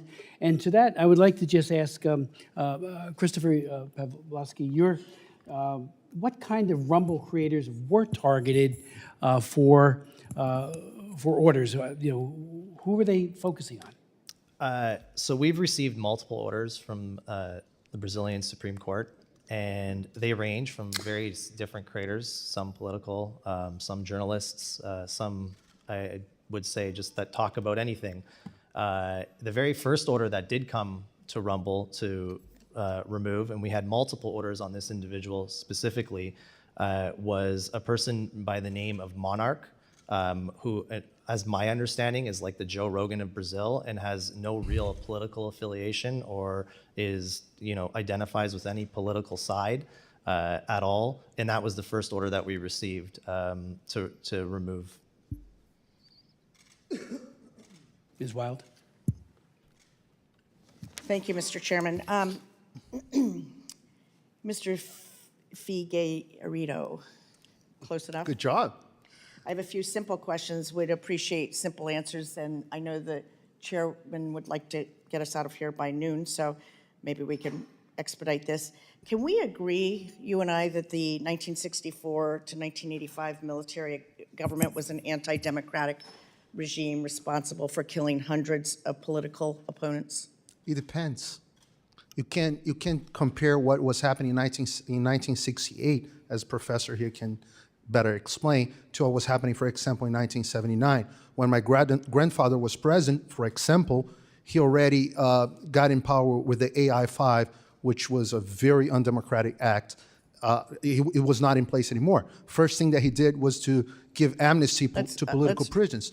We had free speech. We had the Supreme Court working. I'm trying to answer your question. So you disagree that the military government was an anti-democratic regime? Well, it's a nuanced answer, like I just said. Part of it, yes. Part of it, no. Okay. Do you agree that they killed hundreds of political opponents?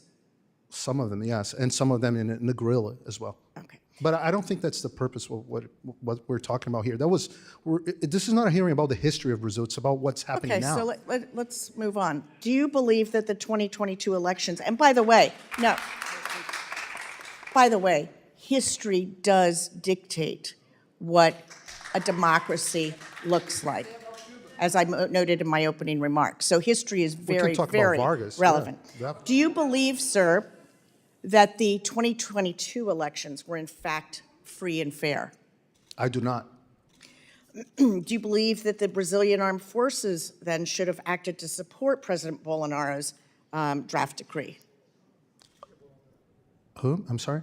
Do you believe that the Brazilian armed forces should have acted to overturn the 2022 election results? I do not.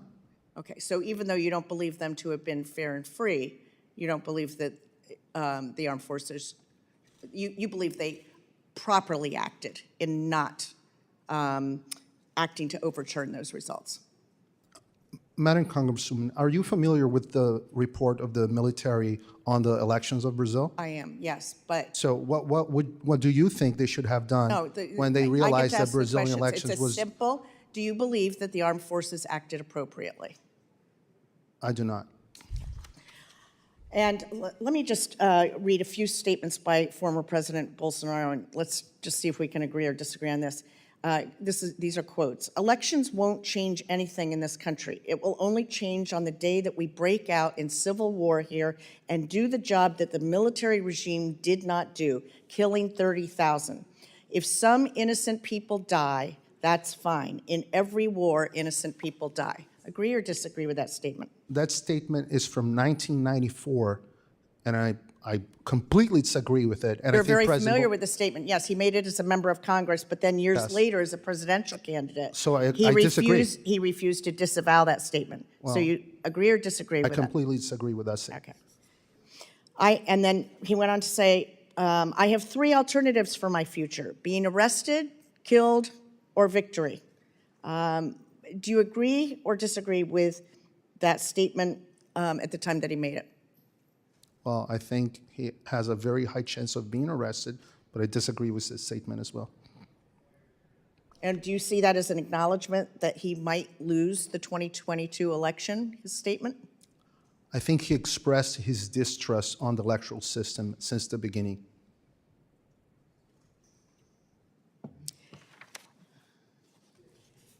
In 2018, then presidential candidate Bolsonaro called Colonel Ustra a national hero.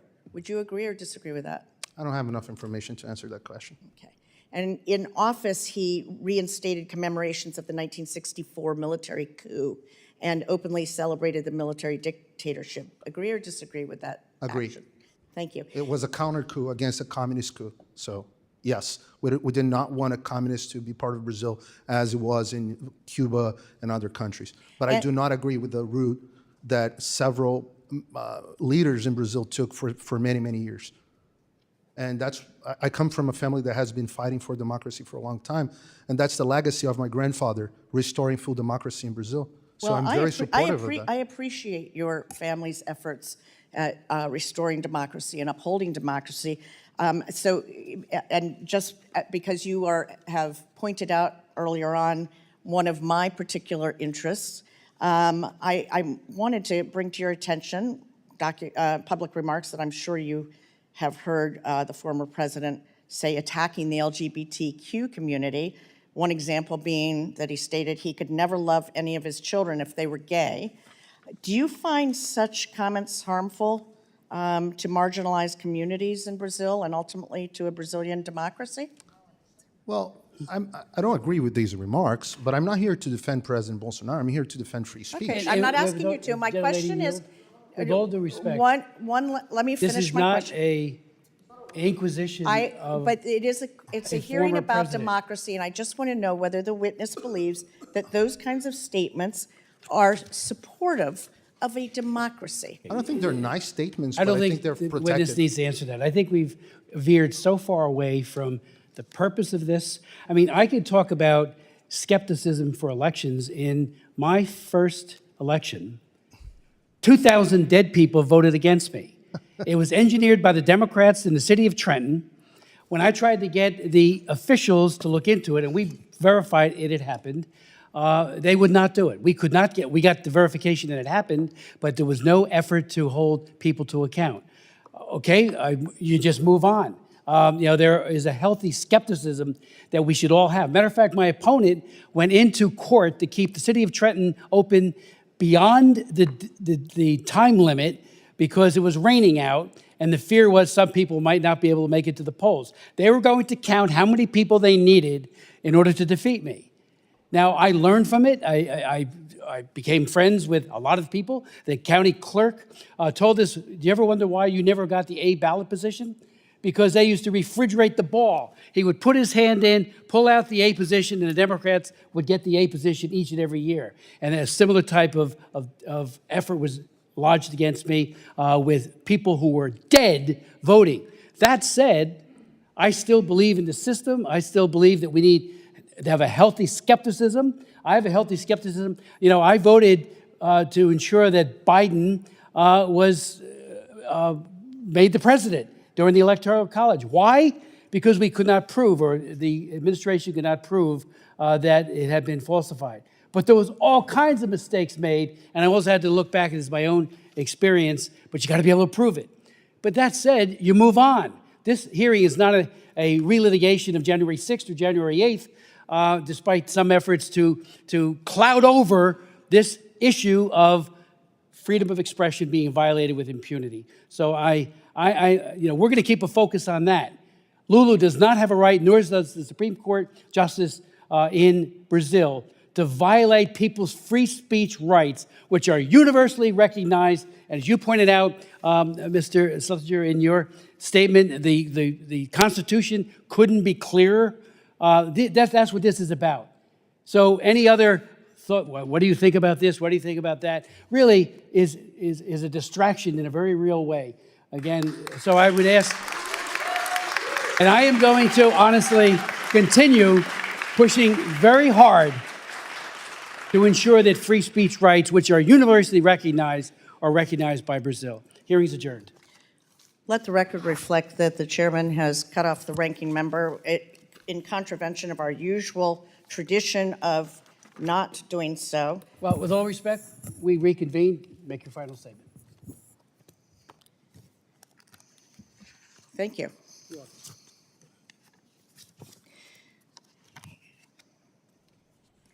have to give me one moment because I closed my binder here.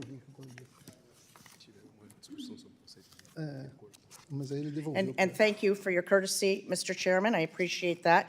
I do want to address what I consider to be the harmful impact of oligarchs on a democracy. And in particular, there's been a great deal of defense in this hearing today of Mr. Musk and his platform. And I think it's very important that we understand his ideological agenda.